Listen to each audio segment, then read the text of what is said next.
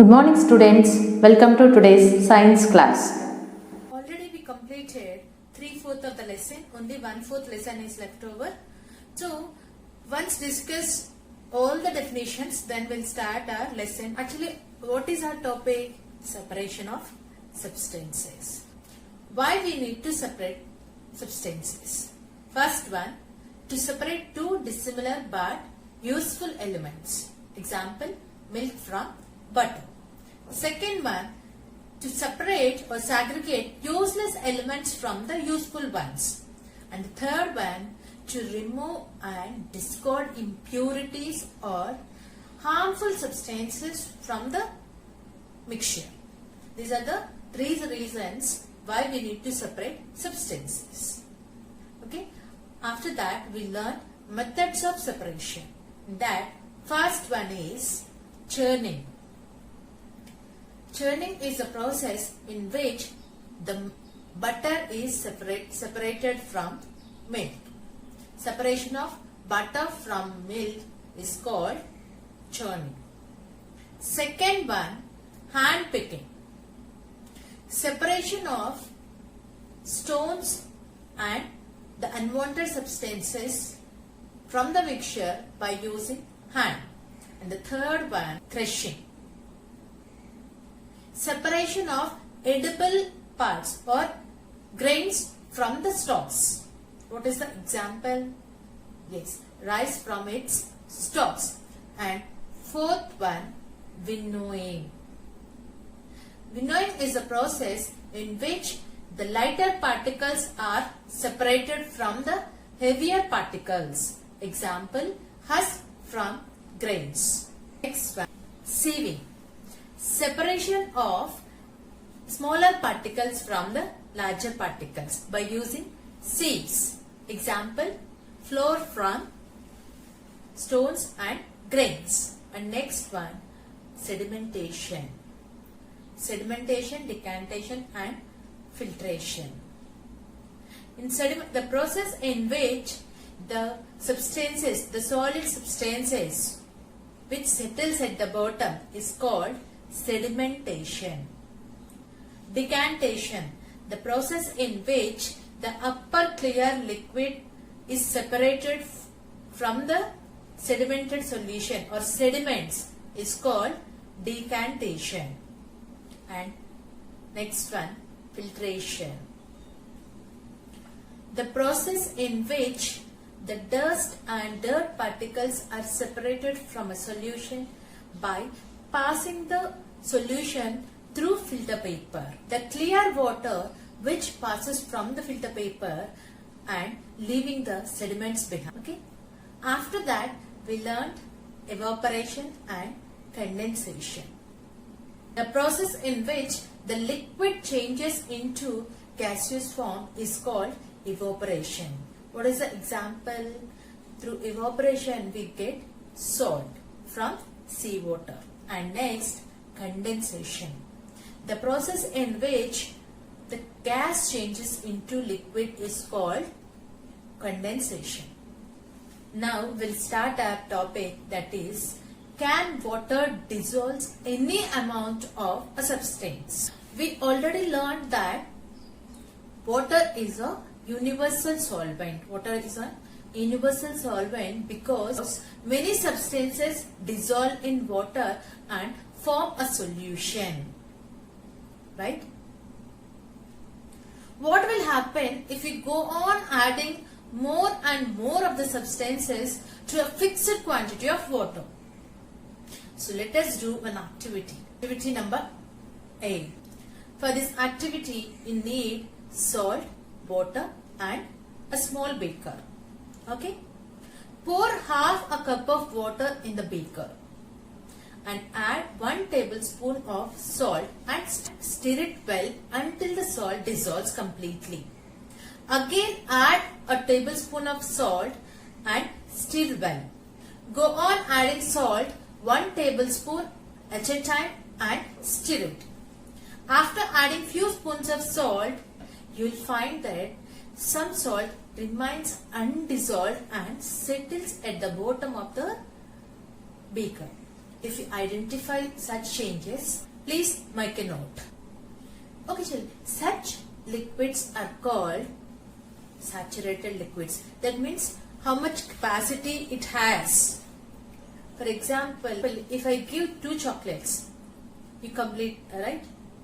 If I give 4, happily you'll eat. If I give 10, 20, that means I'm giving more what you require, right? The same condition applies here also. The water has some limit. Up to 5 spoons or 6 spoons, it can dissolve. If you add some more, it can't dissolve. The salt won't dissolve in the water. Why? Because the saturation level of the water completes there. Okay. This means that no more salt can be dissolved in the amount of water we have taken. And the solution is called saturated solution. What is that? Saturated solution. Even though water can dissolve a number of substances and solutions in it, it has a limit to how much it can dissolve. After a certain point, it stops dissolving any more substance and the substance collects at the bottom of the vessel. If the substance settles at the bottom, then we can say that solution has become saturated. A saturated solution is one that contains the maximum possible concentration of a particular solute. For example, if we continue to add increased amounts of salt to a small quantity of water, there will come a point that the salt will not get mixed with water. Okay, and instead of that, salt deposits at the bottom. At this point, we can say that solution has become saturated. That means incapable of dissolving any more of the given solute, which is in the case of salt. Solute is defined as a very small amount or small element in a solution that dissolve in a solution. And if we want to increase the saturation point, increase the solubility capacity, we need to increase the temperature. On the way of ensuring that the given amount of water takes more salt even after it has reached its saturation point is by heating. If you want to add more salt, we should heat the solution. Heating the solution helps to increase the solubility of salt or any other solute, and hence more amount of the salt or solute can now be dissolved in the same amount of water. Clear, children? Once the saturation point completes, the solute particle starts settling at the bottom. If we want to increase the solubility capacity or dissolving capacity of a solvent, we should increase the temperature. Heating the solution helps to increase the solubility of solute. Clear? So we can add some more amount of solute in the same amount of water or solvent. So let us do one more activity, that is activity number 9. Take some water in a beaker and mix salt in it until it cannot dissolve any more salt. That means the saturation point of the salt. Okay? Yes, we get saturated solution.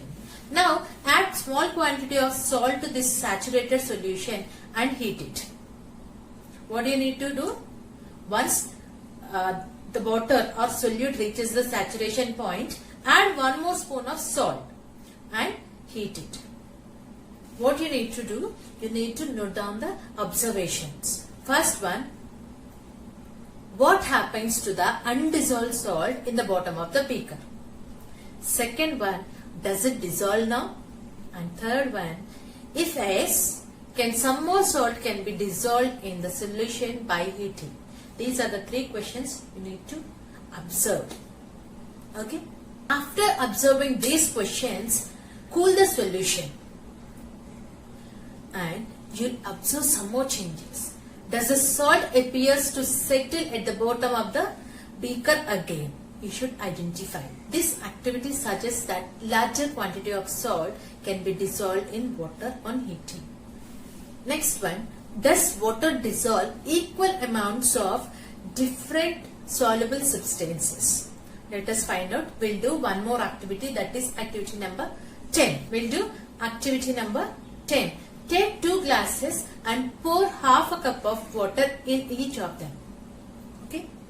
Add a teaspoon of salt to 1 glass and stir it well. Okay. Next, on adding salt 1 tablespoon at a time till the solution saturated. Record the number of spoons of salt that dissolved in water. Repeat the same activity with sugar. And note down the observations and fill it in the table number 5.2.